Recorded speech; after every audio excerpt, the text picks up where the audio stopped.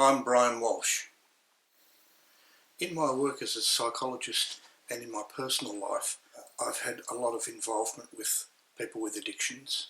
This has led me on a journey of research and discovery. I believe we fear what we don't understand, and in my opinion, we do not understand addiction. My documentary aims to educate and explore what it means to be addicted and how addiction impacts upon people's lives. Because of the sensitive nature of the topic and the need for anonymity, the role of the interviewee is actually played by an actor, but the responses to my questions are real. I hope you find the documentary helpful.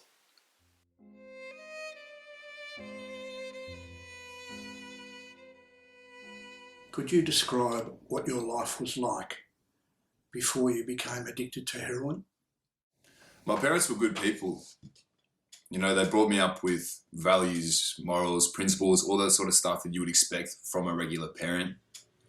I guess things started going downhill when I was about 8 or 9, and my dad, he developed a brain tumor, and because of that, my mum basically became his full-time carer. There was a lot on her plate from there.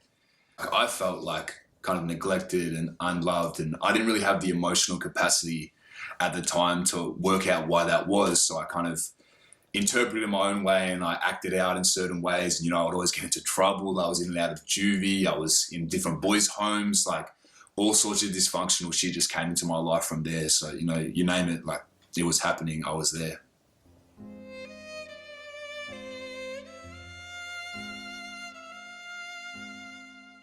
Can you describe the circumstances around your introduction to heroin? At a party or just hang out and somebody would bring it out. And at the start I was like, nah, that's not for me. Like, cause I didn't want to end up like that. You know, I'd seen maybe some people around me be affected by it, like friends, and I just thought it wasn't necessarily the greatest path. But over time, it just became more and more common. And I mean, as part of that, there was a bit more peer pressure, and I kind of weakened to that, to be honest. I wasn't very strong. I didn't have the biggest, you know, sense of self or identity. And I basically made a choice that would later on, you know, cost me dearly in life. How old were you? I was 18. Can you describe your first experience with heroin? It was kind of like a relief that I'd never felt before in my life. Ever. All of my anxiety and fear just melted away in that moment, like nothing I'd ever experienced before. It, in a kind of funny way, it kind of reminded me of like how it used to feel when my mum was really paying attention to me, and she was very loving and like less distracted with all the stuff going around her. It was a feeling of safety, and I mean, like physically, like just warmth throughout my body. Like anywhere I could sit, I could melt into anything. Like I didn't really feel like energized. I felt the complete opposite. I just felt peaceful, relaxed.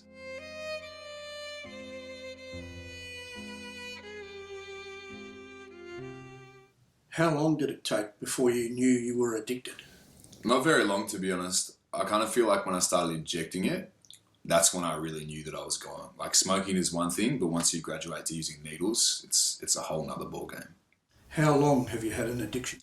I would say probably about 10 years of like active use, but I've been clean for like, I think 4 years, 7 months, maybe 3 weeks and like 6 days. I know that because as part of, you know, my little steps to kind of keep me off it, I write that in my diary. You know, I constantly kind of check how long it's been. For me, that's like a kind of replacement behavior, because I'm not going to lie to you, like the pull to get back on it is really strong, especially when I'm going through something that's like traumatic or stressful. I know, like, unlike a lot of people who've never touched this shit, that I can just get rid of all of those feelings in one shot. You know what I mean? It's not going to take me nothing to just go call somebody, score, and get back on it.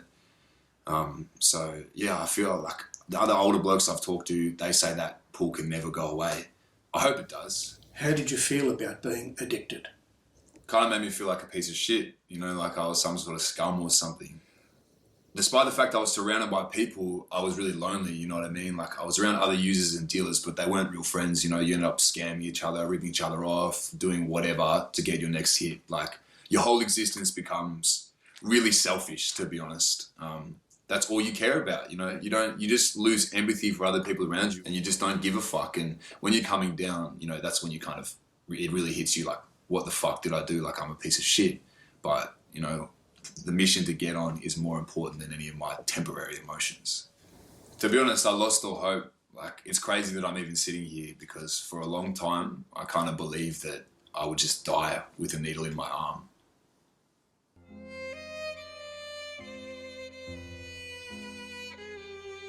To be honest, it just got to a point where I feel like my morality had kind of disappeared. I would do literally anything to get it, you know, and because people around me were also doing the same thing, like, think of any kind of nefarious, fucked up way to get money, we were doing it, and it was normal. And to me, it kind of really reinforces the fact that addiction is about wanting control, because you just lose everything that you might have built up before, like your morals, your principles, anything like that. Like, in that moment, it doesn't fucking matter anymore. How did you take heroin? I mean, initially I just smoked it, you know, that was the easiest, quickest method. And then I guess as, you know, you become more tolerant to it and it's not really doing the same thing anymore, you know, you start to find other methods. So eventually I started injecting it, you know, we call it whacking it up into my bloodstream, any kind of vein that I could find, you know, because you start to run out of veins after, you know, a number of years and stuff. You deteriorate really quickly, you know, you think, oh, I'm just going to smoke it, but most people, you know, you're going to end up shooting it up. How much heroin did you take? To be honest, initially it was only a tiny bit, you know, you don't need that much, it's pretty powerful, but as I became more addicted, my tolerance just skyrocketed and I was spending so much money on it and I wasn't really getting what I was after. I wasn't getting that like initial feeling that attracts you to it. In fact, I would say that in all the years that I used heroin, no matter how much I did, and I was doing crazy amounts, like shit that would kill a lot of people, and somehow I managed to survive it. You know, I never got that feeling ever again, the initial feeling. Don't get me wrong, you feel good, you feel warm, whatever, but yeah, I felt like I spent my whole addiction chasing that one night that I started.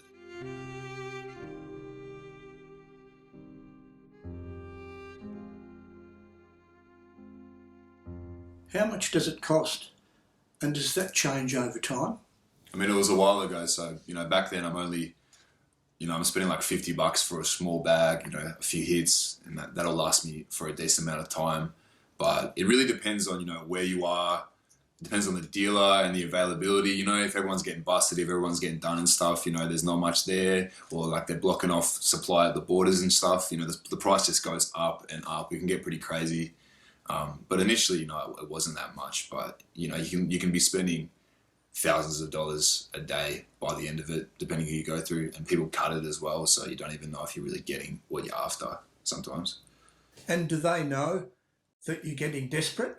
Yeah, absolutely. I think that a lot of people that move these sort of drugs, you know, like hard drugs like heroin or ice, they really prey on the vulnerability of their clients. Like, they can see, they know I'm sick. Like, you know, when you're coming off heroin, it's not just like, oh, I want it. It's not like a brain thing. It's like, I can't shit properly, you know what I mean? But I want to, like, my stomach hurts, you know what I mean? I'm sweating, I want to vomit, but like I can't, or sometimes you do, but it doesn't really provide any relief. I really feel like, you know, now that I reflect later on, like, because they're not always on it, you know, sometimes they are, like, don't get me wrong, a lot of junkies do sell it as well because they got to look after their habit, but you definitely get a lot of guys that, you know, they can just see and they take advantage of the fact they know how desperate you are. They know that without it, you're literally sick. You know, you can die without taking it, so they know that you'll do anything to get money for it as well. I mean, on the street, there's no quality control with heroin. Like, every time you take a hit, you're playing Russian roulette. They can cut it with anything. I've heard recently from some people that there's a lot of fentanyl going around, and they say that's like significantly more powerful than heroin and can just put you out completely forever. So it's definitely a gamble every time that you do it. It's a risk that you take day in and day out. And I also think because you're so consumed by addiction, you don't really give a fuck. You just hope for the best, you know what I mean? You're just like, maybe this will work, maybe this won't. But obviously you want to get high, you know what I mean? And because of the fact that people cut it and fuck with it, a lot of people die.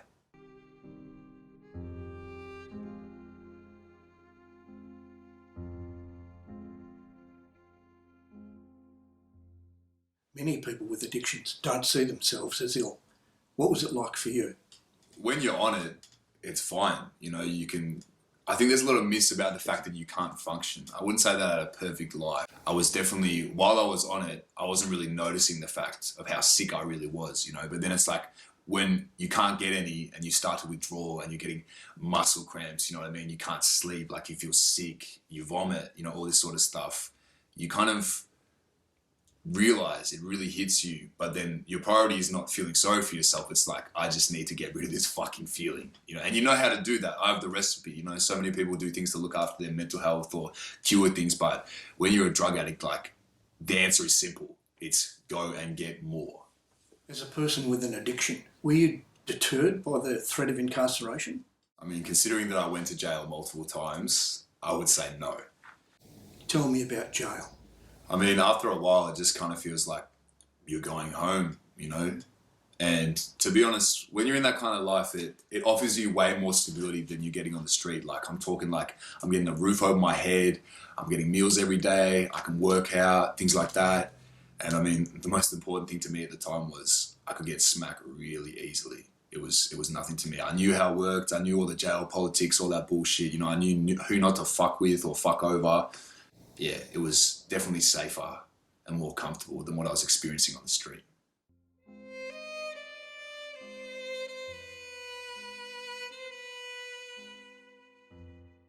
I've heard people coming down from the drug often feel worthless, helpless, low self-esteem, and even guilty for the life they lead to be able to manage the addiction.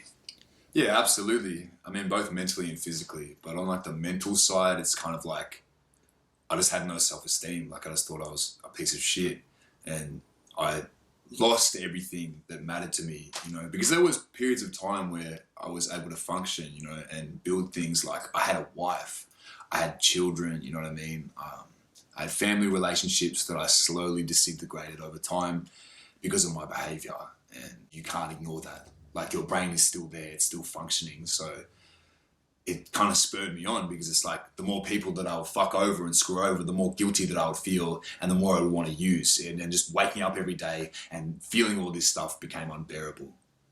I mean, I ended up selling drugs too, you know, smack, ice, pot, coke, pretty much anything that will get you high and anything that will get me money to look after my habit, you know. It's kind of funny that I think about it because doing that rather than stealing was keeping me out of jail, because it's a lot easier to, you know, not be so red hot and kind of fall under the radar when you're not actively going into random people's houses and rifling through their shit every night.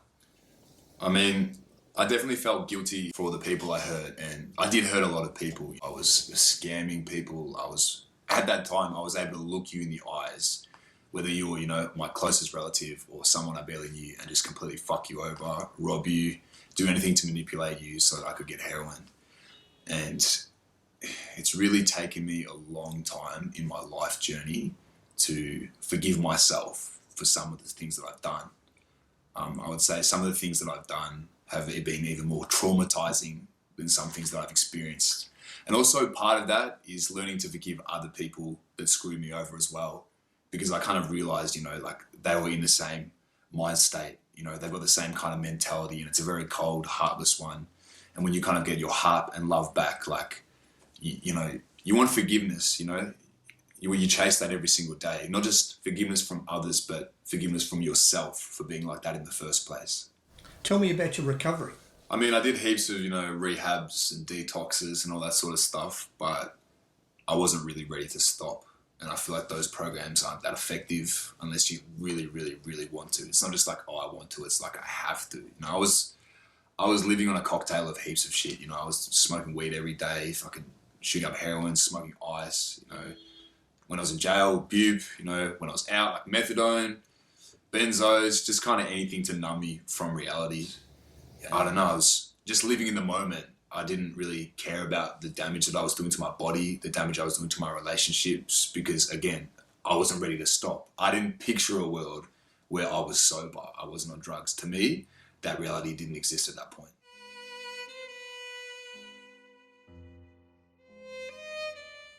Stigma seems to be a big obstacle to any sort of compassionate response. What's been your experience?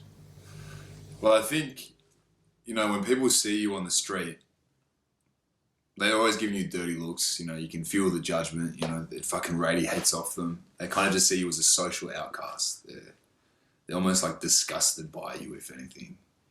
And obviously, you know, when people are looking at you like that all day, it just makes you feel like a piece of shit, like worthless. Any issues with Hep C? Luckily, no. Like, thank fuck, because I've got a lot of friends who do have it. So I'm very lucky that I don't. Research suggests that people with certain personality characteristics are prone to addiction. Yeah, I've heard that before.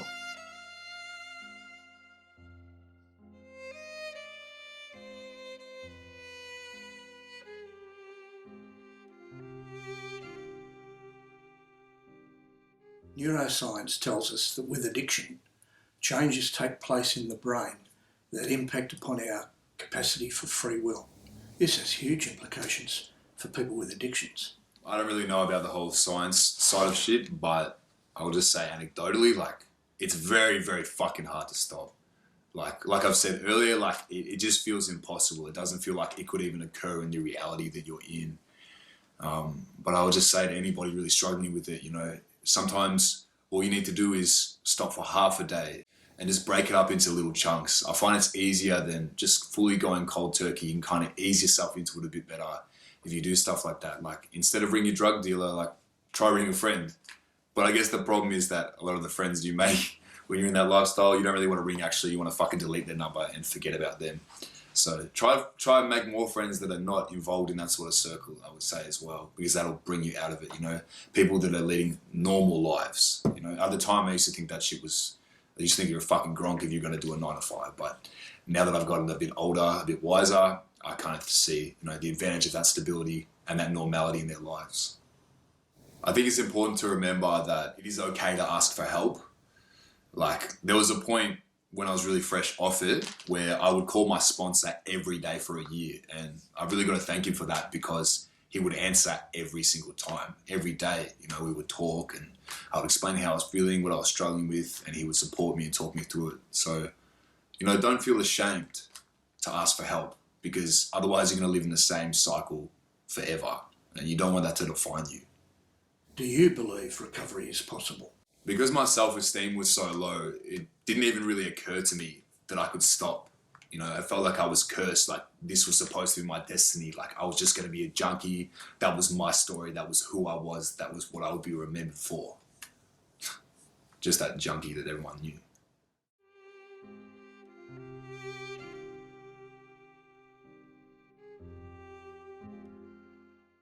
Spontaneous remission is when people stop for no apparent reason. I mean, everybody's experience is different, but it was weird because it wasn't actually the detox and the rehab programs or that sort of traditional way that kind of made me stop. I had kind of a weird experience one day where I met this priest and he was trying to help me, you know, get off everything. You know, he meant well, all that sort of stuff.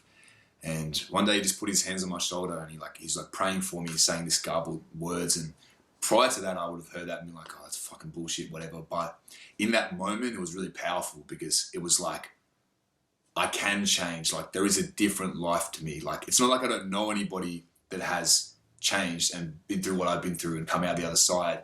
But it was now at that point where I kind of felt like I actually felt it in my soul and my heart. It's one thing to understand it mentally, but to actually feel it through your whole being was completely different. Like, it sounds stupid, but I guess it was my little version of a religious experience.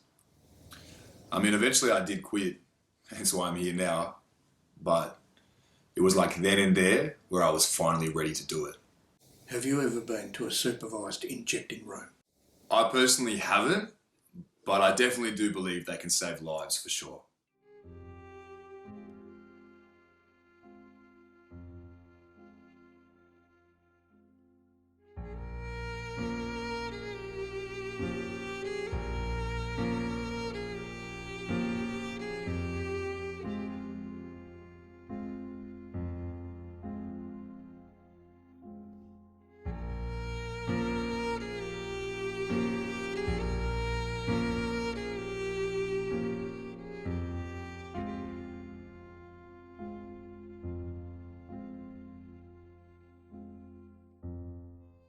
How has being an addict changed your life? Completely. You know, I lost 10 good years of my life, because of the lifestyle, I ended up hanging around some really violent, hectic, intimidating people that were often up to some pretty nefarious type of things. And like, I mean, the physical consequences, like now I only have 30% lung capacity. I mean, they look okay now, but I had to get a bit of dental work done because my fucking teeth fell out. I wasn't looking very pretty, you know, after all those years of doing that. I'm lucky though, because over that whole time, I mean, I've been brought back to life by AMBOs at least 7 or 8 times. And in comparison to other people I've met, that's not a lot, you know, like when you're really deep in it, you can be dying a few times a year. And if you're not seen by the right person at the right time, you just end up in the fucking alleyway, you know, forgotten about. I mean, I made really bad choices, and because of that, I lost everything. Everything that was good in my life just vanished. What would be helpful for you in managing your addiction and your recovery? Even after 10 years of being addicted, I'm still wrapping my head around it. I think what's important to understand is that you will jeopardize your whole life just to make that moment that you're in livable. Nothing sways you from this habit, you know, not the breakdown of relationships, not the loss of worldly possessions, homelessness, you know, being put in the most crazy, dangerous, fucked up scenarios you could imagine. Nothing really makes you want to stop. And not even the very real fear of dying. I feel like you kind of lose that. You know, you don't care anymore like you would if you had things going for you, if you were sober.